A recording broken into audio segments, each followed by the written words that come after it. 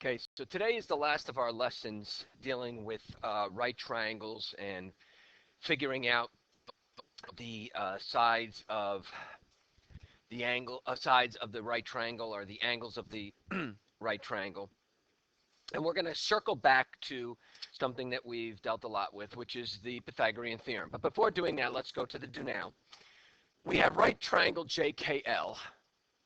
Okay. Now, you just cannot arbitrarily label what you want here because it tells you K is the right angle, so K has to go here. Now, where J and L go do not matter. J can go at the top or it can go at the bottom. All right? J is 56 degrees. The length of side JL, which is our hypotenuse, is 14. What is the length of JK? Okay? So hopefully you're realizing that this is a cosine problem because I have adjacent and hypotenuse. So I have the cosine of 56 is equal to x over 14. Okay? And as you remember, this is a straightforward cross multiplication problem. So I do 14 cos of 56, and I get 7.8. Okay? And as we've talked about, you should realize that you're expecting a number less than 14 because 14 is the hypotenuse. All right. So let's get to the Pythagorean theorem. In the Pythagorean theorem, you should be aware, should know that a squared plus b squared equals c squared. A and b are the legs. C is the hypotenuse. Now, don't get hung up on the lettering, all right? It does not always have to be C is the hypotenuse. I'm telling you that because that's what's most commonly used, but it doesn't always have to be the case, right? And as we've talked about, the hypotenuse is the only way to know for certain the hypotenuse is it's opposite the right angle. The only way you can rely on the measures is if you're given all three sides, then the longest one has to be the hypotenuse. All right, so if the legs are 3 and 4, hypotenuse is 5. If one leg is 8 and the hypotenuse is 10, the other leg is 6. Okay. If one leg is 40 and the other is 50, then the other leg is 30. Okay, these are all called Pythagorean triples because all three sides are rational numbers, or actually in this case integers. And what you will see is the two most common Pythagorean triples are 3, 4, 5 and a 5, 12, 13. Any multiple of these, so if I double everything, if I triple everything, okay, are also Pythagorean triples, okay? And those are something you should become familiar with.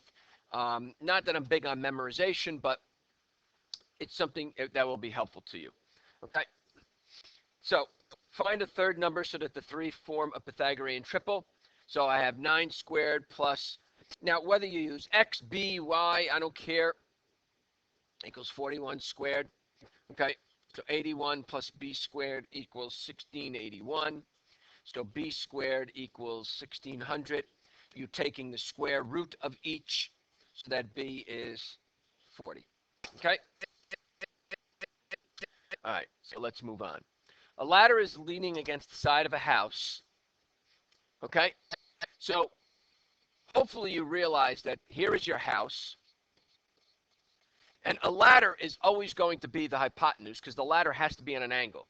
Okay? The ladder cannot be vertical unless you want it to fall down. So the ladder is leaning against a 10-meter house.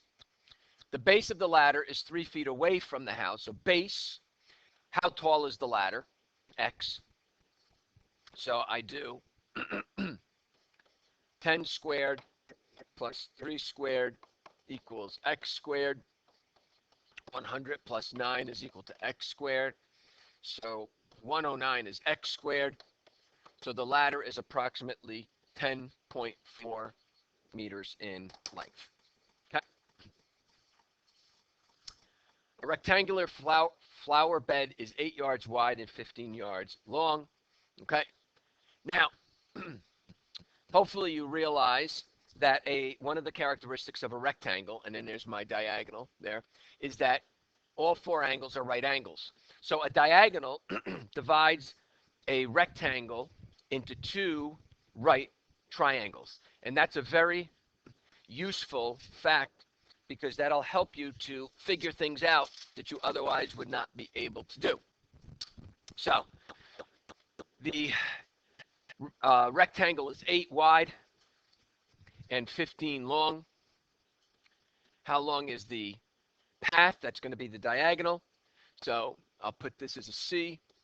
8 squared plus 15 squared equals C squared.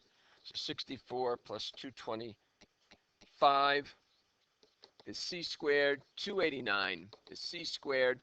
So 17 is C. That's one of our other Pythagorean triples in 8, 15, 17. Okay. In a right triangle, the hypotenuse is 25 units long, and one of the legs is 8. Doesn't matter what the other one is. What's the other leg? So 8 squared plus 8 squared equals 25 squared. 64 plus x squared equals 6 1/4. So x squared is 561. X is approximately 23.7 units. Okay. And then finally, a right triangle has legs, and you don't even need the picture for this one, of 10 and 20. What's the hypotenuse?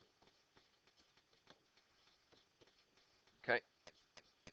So 100, 400, x squared, 500, x squared, 22.4 is x. Okay, so just to recap what we did today is we used the Pythagorean theorem to find one side of a right triangle. How do you distinguish whether to use the Pythagorean theorem or trigonometry? Angles.